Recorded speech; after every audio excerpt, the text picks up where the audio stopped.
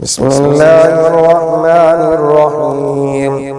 قال الملأ الذين استكبروا من قومه لنخرجنك يا شعيب والذين آمنوا معك من قريتنا أو لتعودن في ملتنا. قال أولو كنا كارهين قد افترينا على الله كذبا إن عدنا في ملتكم بعد إذ نجانا الله منها وما يكون لنا أن نعود فيها إلا أن يشاء الله ربنا وسع ربنا كل شيء علما. على الله توكلنا ربنا افتح بيننا وبين قومنا بالحق وأنت خير الفاتحين.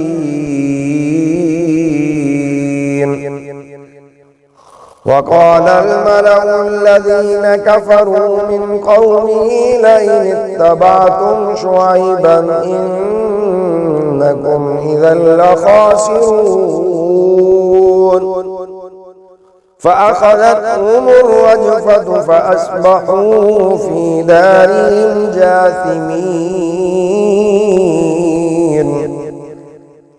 الذين كذبوا شعيبا كأن لم يغنوا فيها الذين كذبوا شعيبا كانوا هم الخاسرين.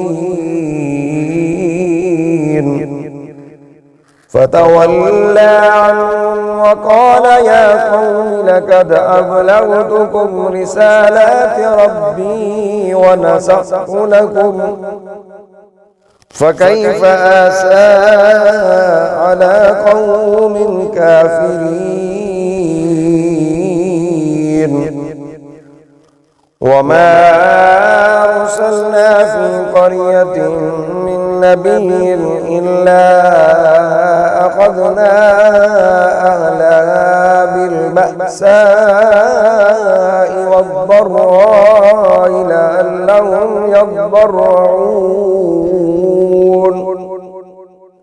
ثم بدلنا مكان السيئة الحسنة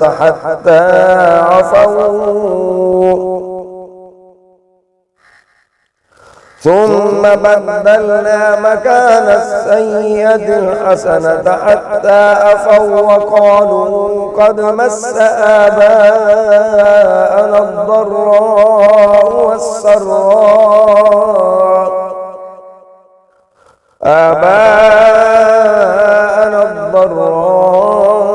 والسراء فأخذناهم بغتة وهم لا يشعرون.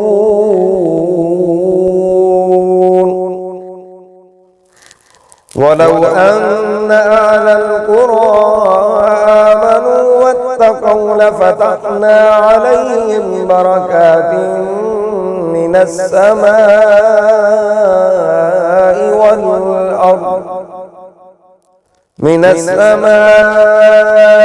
والأرض ولكن كذبوا فأخذناهم بما كانوا يكسبون. أفأمن أهل القرى أن يأتيهم بأسنا بياتا وهم نائمون.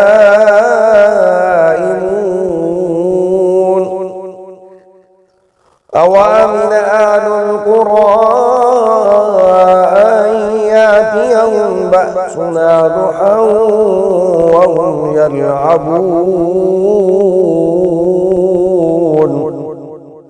أفأمنوا مكر الله فلا يأمن مكر الله إلا القوم الخاسرون.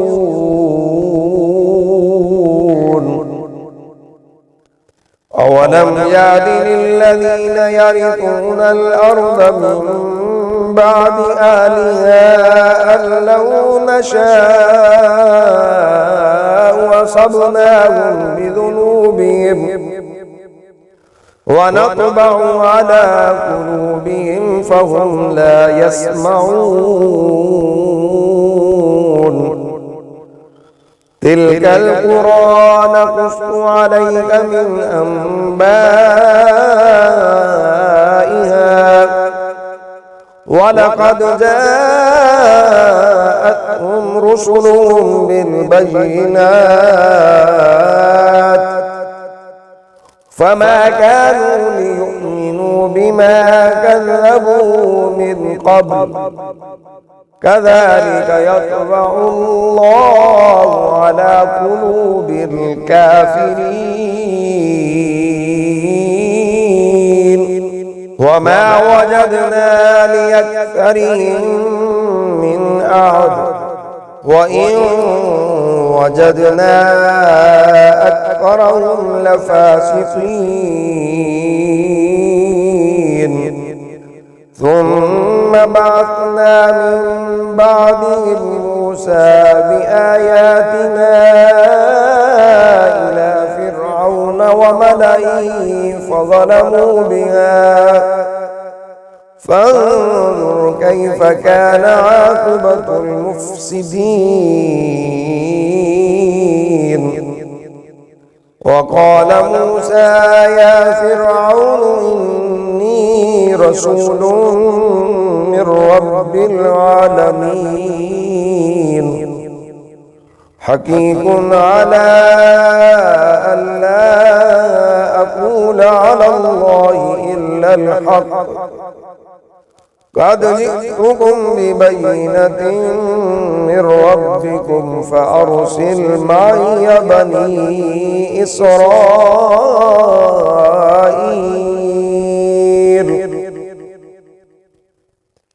قال إن كنت جئت بآية فأت بها إن كنت من الصادقين فألقى عصاه فإذا هي ثعبان مبين ونزع يده فإذا هي بيضاء